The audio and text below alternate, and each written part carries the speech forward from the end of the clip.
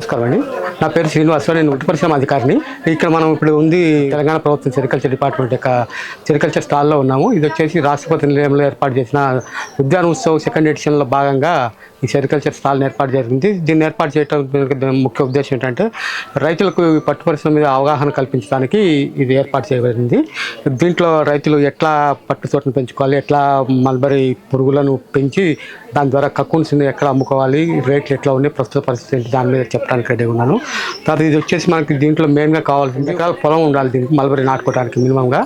తర్వాత దాని పక్కన రేడింగ్ షెడ్ కట్టుకోవడానికి 20x50 20 ఫీట్లు ఇంటూ 50 ఫీట్లు అంటే 15 సేఫ్టీలో షెడ్ నిర్మించుకోవాలి. దీనికి తోట పక్కనే షెడ్ ఉండాలి. ఆ షెడ్కి గాను ఇంతకుముందు 50% షెడ్ కాస్ట్ వచ్చేసి 4,50,000 యూనిట్ కాస్ట్. దాంట్లో ఇంతకుముందు ఏంటంటే 50% మాత్రమే సెంట్రల్ సబ్సిడీ ఉండేది, 2,25,000. ఇప్పుడు ఏంటంటే రాష్ట్ర ప్రభుత్వం కూడా ఈ పట్టు పరిశ్రమ శాఖను ప్రోత్సహించడానికి దాదాపు 2-3 నెలల నుంచే 25% రాష్ట్ర ప్రభుత్వం కూడా భరిస్తుంది. దాంట్లో భాగంగా ఇంకా అదనంగా 1,42,500 రూపాయలు 25% కింద రైతులకు వస్తున్నాయి. తర్వాత మల్బరీ ప్లాంటేషన్ చేసే 1,000 రూపాయలు మామూలు రైతులకి, జనరల్ రైతులకి, ఎస్సీ రైతులకి 78,000 రూపాయలు ప్లాంటేషన్కు ఈ రేరింగ్ షెడ్ కాకుండా అదనంగా ఇవ్వబడుతుంది. ఇది వచ్చేసి చెరుకు పంట వీటి కంటే, వాణిజ్య పంటల కంటే కూడా ఇది సాగు చేస్తే దీంట్లో అధిక లాభాలు వస్తున్నాయి. ఆల్రెడీ రైతులు కూడా వాళ్ళ ప్రాక్టీస్లో చూస్తున్నాం మేము. సంవత్సరానికి మినిమంగా 10 పంటలు తీసే రైతులు ఉన్నారు. 10 పంటల ద్వారా 8 లక్షల నుంచి 10 లక్షలు తీసేవారు, 10 లక్షలు సంవత్సరానికి పండించే రైతులు ఉన్నారు. కానీ మొదటి సంవత్సరం ఏంటంటే మనం మల్బరీ ప్లాంటేషన్ చేసుకోవటం, దానికి ఒక 4 months టైం తీసుకోవటం వల్ల మొదటి సంవత్సరం మనకు 3-4 పంటలు తీసుకోగలుగుతాం. రెండో సంవత్సరం నుంచి మనం 10 పంటలు తీసుకోవడానికి ఆస్కారం ఉంది. దీంట్లో ఇక్కడ డిస్ప్లేలో పెట్టినట్టు మల్బరీ ద్వారా రాయటం. తర్వాత మల్బరీ నారు మొక్కలు కూడా దొరుకుతాయండి గవర్నమెంట్ సీడ్ పారాల్లో. ఒక్కొక్క మొక్క ₹2 చొప్పున ఒక ఎకరానికి 5,500 మొక్కలు పడతాయి. 5,500 గాను 11,000 రూపాయలు అవుతాయి ఒక ఎకరానికి. అటువంటి ఏడు ఉన్నాయి. ఆ మొక్కలు కనుక నర్సరీ మొక్కలు పెంచుకున్నామంటే 90 రోజుల్లోనే మనకు పంట చేతికి వస్తుంది. ఆ పంట చేతికొచ్చినాక, పంట పెరిగినాక మనము చాకీ సెంటర్ల ద్వారా రెండో మొలటి వరకు పాస్ అయిన పురుగులు తెచ్చుకునే ఛాన్స్ ఒకటి ఉంది. లేకుంటే మనం గుడ్లను తెచ్చుకుని మనమే పొదించుకునే పద్ధతిలో కూడా చేయొచ్చు. ఎక్కువ మంది రైతులు ఇప్పుడు చాకీ సెంటర్ల ద్వారా పురుగులను తెచ్చుకుని అవి 200 గుడ్లు పెంచుతున్నాం. ఫస్ట్ టైం 200 గుడ్లకు ఒక 100 గుడ్లకు కానీ వాళ్ళు 35,000 రూపాయలు ఛార్జ్ చేస్తారు. అంటే గుడ్లు ఖరీదు ప్లస్ వాళ్ళు చాకీ పెంచినందుకు గాను దానికి వచ్చేసి 200 గుడ్లు పెంచుకుంటే దానికి 7,000 రూపాయలు దానికి అవుతుంది. కొంచెం ట్రాన్స్పోర్ట్ ఖర్చు ఒక 10,000 మనకు ఇన్వెస్ట్మెంట్ చేయడం అవుతుంది షెడ్ కాకుండా. తర్వాత 10,000 నుంచి మొదలుపెట్టినాక ఆ చాకీ పురుగులు తెచ్చుకున్న 20 days లోపల మనకు కక్కున్ ఫార్మేషన్ వచ్చి మన మార్కెట్ తీసుకెళ్ళే ఇది ఉంది. తర్వాత మార్కెట్స్ వచ్చేసి తిరుమలగిరిలో గవర్నమెంట్ కక్కున్ మార్కెట్ ఉంది. తర్వాత అట్లాగే జనగామలో నోటిఫైడ్ కక్కున్ మనం పట్టు గుడ్లు అమ్మిన 2-3 రోజుల్లో డబ్బులు ఇచ్చేసాము. ఇవి కాకుండా మళ్ళీ 1 కిలో గుడ్లకు రాష్ట్ర ప్రభుత్వం 75 రూపాయలు ఇన్సెంటివ్, అంటే అక్కడ యాక్షన్లో వచ్చిన రేట్ కాకుండా మళ్ళీ గవర్నమెంట్ కిలోకి 75 రూపాయలు అదనంగా వారి అకౌంట్లో వేయడం జరుగుతుంది. సిద్దిపేట, రంగారెడ్డి, సంగారెడ్డి, వికారాబాద్, మహబూబ్నగర్, నల్గొండ ఈ జిల్లాల్లో చాలా బాగా పెంచుతున్నారు. ముఖ్యంగా యువత చాలా ముందుకు వస్తున్నారు దీన్ని ఇప్పుడు ఇవాళ రేపు పర్సెంట్. ఎందుకంటే ఇంతకుముందు మల్బరీ కక్కున్స్ రేట్ చాలా తక్కువగా ఉండేది, 250, 300 ఉండేది. కానీ ఇప్పుడు దాదాపు 600 నుంచి 800 దాకా కూడా పోతుంది మన మార్కెట్లో, హైదరాబాద్ కానీ జనగాం మార్కెట్లో కానీ.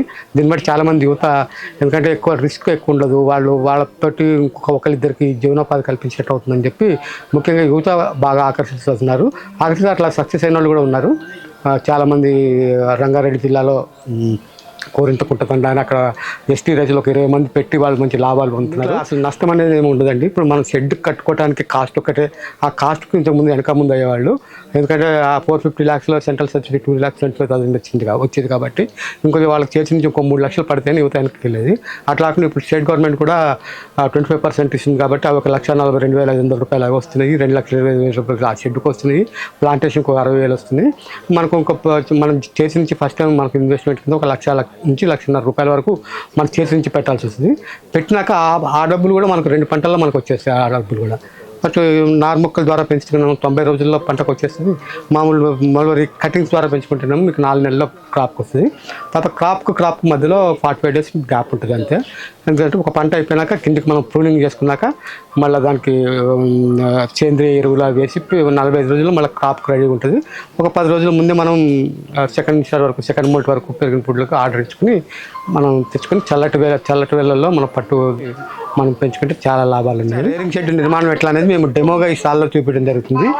దీన్ని మా గవర్నమెంట్ లెక్కల ప్రకారం దీన్ని 20 ఫీట్ల వెడల్పు 50 ఫీట్ల పొడవు అంటే 1000 SFT తోటి షెడ్ నిర్మాణం జరగాలి. దీనికి మధ్యలో 10 ఫీట్లకు 3x3 విండోస్ ఉండాలి. తర్వాత పైన వెంటిలేటర్స్ ఉండాలి. మేము చెప్పిన పద్ధతిలో 5 పెద్ద విండోస్ వస్తాయి. ఇటు ఒక 5 విండోస్, అటు ఒక 5 విండోస్, పైన ఒక వెంటిలేటర్, కింద ఒక వెంటిలేటర్. ఎందుకంటే ఈ పురుగులకి గాలి ఎక్కువ కావాలి, మంచి వాతావరణం, గాలి వచ్చి పోతూ ఉండాలి. కాబట్టి దానికి సరైన వెంటిలేషన్ గురించి ఇవి ఏర్పాటు చేయడం జరుగుతుంది. తర్వాత అట్లాగే ముందల పక్కన కూడా 2 కిటికీలు, 4 వెంటిలేటర్లు, వెనక పక్కన, తర్వాత అటు ఒక 5 ఇటు ఒక 5 అట్లా జరుగుతుంది. ఇది ఏంటంటే మేము రికమెండ్ చేసే చిన్న సైజ్ ఇది 20x50. ఇంకా ఎక్కువ పురుగులను పెంచుకోవాలనుకుంటే దీని పొడవును కూడా ఇంకా పెంచుకోవచ్చు. 70 ఫీట్లు 80 ఫీట్లు పెట్టుకునే వాళ్ళు కూడా ఎందుకంటే ఎక్కువ పట్టు పురుగులు పెంచుకోవచ్చు. దాంట్లో మామూలుగా ఇదైతే 250 to 300 లేయింగ్స్ పెంచుకోవడానికి రెడీగా ఉంటుంది. మనం ఇంకొక 100 గుడ్లు ఎక్కువ పెంచుకోవాలనుకుంటే ఒక 10 ఫీట్లు ఎక్కువ పెట్టుకుంటే దాంట్లో లోపల స్టాండ్లు అమర్చి మనం 350 నుంచి 400 గుడ్లను కూడా పెంచుకోవచ్చు. ఇప్పుడు ఎట్లా ప్లాంటేషన్ చేయాలి అనేది అవి డెమో లాగా చూపెట్టడం జరుగుతుంది. 2 ఎకరాల్లో మల్బరీ నాటుకోవాలని చెప్పాను కాబట్టి ఫస్ట్ ఆ 2 ఎకరాలు సంబంధిత అధికారిని మీరు సంప్రదిస్తే ఆయన వచ్చి ఆ ల్యాండ్ చూసి దాని pH వాల్యూ మామూలుగా అన్ని భూములు దీనికి అనుకూలంగానే ఉంటాయి. ఒక ప్యూర్ నల్లరేగడి నేలలు తప్ప ఎర్ర నేలలు అటువంటివన్నీ దీనికి సూటబుల్ ల్యాండ్సే. దీంట్లో భాగంగా మనం 2 ఎకరాలు సెలెక్ట్ చేసుకున్నాక ఈ కటింగ్ ద్వారా మొక్కలు నాటుకోవచ్చు. ఈ కటింగ్ కూడా డిపార్ట్మెంట్ ద్వారా మేము ఉచితంగానే సప్లై చేసినట్టు వేరే రైతు దగ్గర నుంచి ఇంకో రైతుకి మేము ఇప్పగలుగుతాము. దాంట్లో మనం ఏంటంటే ఫస్ట్ ప్లాంటేషన్ చేసుకోవాలి. ప్లాంటేషన్ కానీ దానికి ప్లాంటేషన్ మెథడ్స్ ఉంటాయి.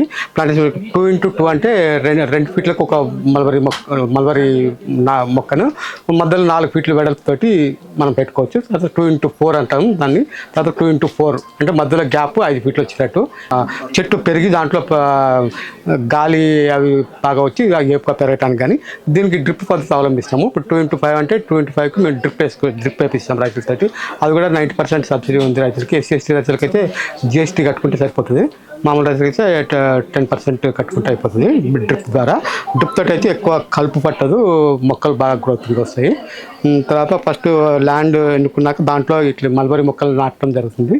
దానికి మొదట దున్నుకున్నాక మామూలు సేంద్రియ ఎరువులు ఎకరానికి 4 టన్నులు సేంద్రియ ఎరువుల్ని వేసుకోవాల్సి వస్తుంది.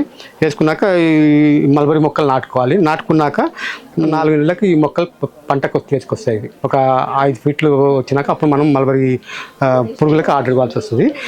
ఇవి నర్సరీ మొక్కలు అంటారు. ఈ నర్సరీ మొక్కలు గవర్నమెంట్ సీడ్ ఫారాల్లో ₹2 ఒక మొక్క ద్వారా దొరుకుతుంది. దాని ప్రకారం 1 ఎకరానికి 5,500 మొక్కలు అవసరం పడతాయి. అట్లా 2 ఎకరాలకు కలిపి 11,000 మొక్కలు అంటే ₹22,000 దొరుకుతుంది. ఇవైతే 90 రోజుల్లో క్రాప్కి వచ్చేస్తుంది. దాన్ని బట్టి ఈ ప్లాంటేషన్ అనేది మనం రెడీ చేసుకున్నామంటే దీనికి చాలా బాగుంటుంది. రేరింగ్ గది నిర్మాణం చేపట్టిన తర్వాత పట్టుపురుగుల పెంపకంలోకి వద్దాం. పట్టుపురుగుల పెంపకంలోకి వచ్చినాక పట్టుపురుగులు ఫస్ట్ తెచ్చినప్పుడు చాలా చిన్నగా ఉంటే దాన్ని ఇంక్యుబేషన్ ద్వారా పొదిగించి దాన్ని పట్టుపురుగులు చేసి దాన్ని పెంచడం జరుగుతుంది. దాంట్లో భాగంగా ఈ 3వ దశ పట్టుపురుగుల్ని పెంచడం జరిగింది. ఇది మనం హ్యాచింగ్ అయినప్పటి నుంచి మనకు 25 డేస్ లోపల క్రాప్ అనేది అయిపోతుంది.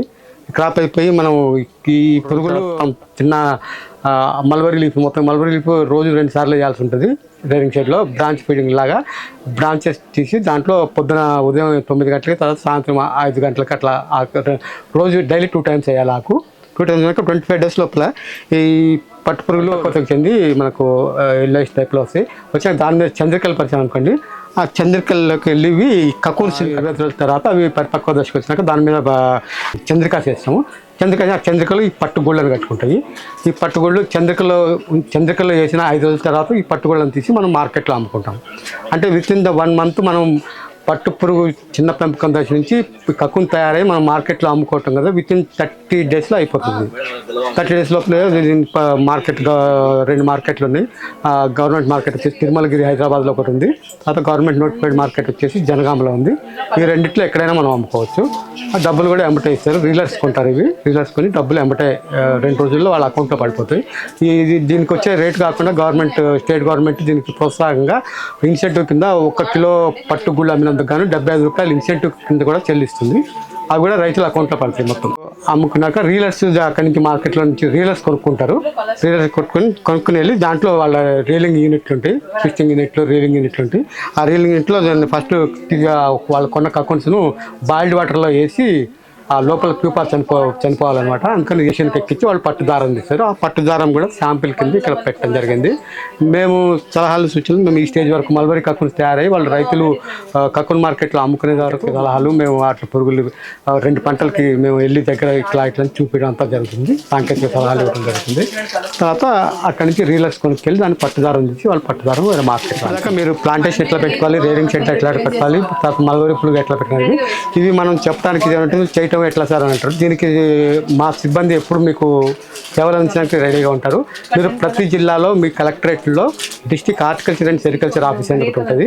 అక్కడ పోయి district horticulture and sericulture officer కానీ కలిస్తే అది మీకు ఒక సెరికల్చర్ ఆఫీసర్ కానీ అక్కడ సిబ్బందిని కానీ మీకు అప్పచెప్పడం. వాళ్ళు మీ భూమిని వచ్చి చూసి దాన్ని అంచనా వేసి ప్లాంటేషన్ చేయటం నుంచి వాళ్ళు 4-5 క్రాపులు తీసే వరకు సాంకేతిక సలహాలు ఇవ్వడానికి పట్టు పరిశ్రమ శాఖ సిబ్బంది ఎప్పుడూ మీ పెట్టే ఉంటారు.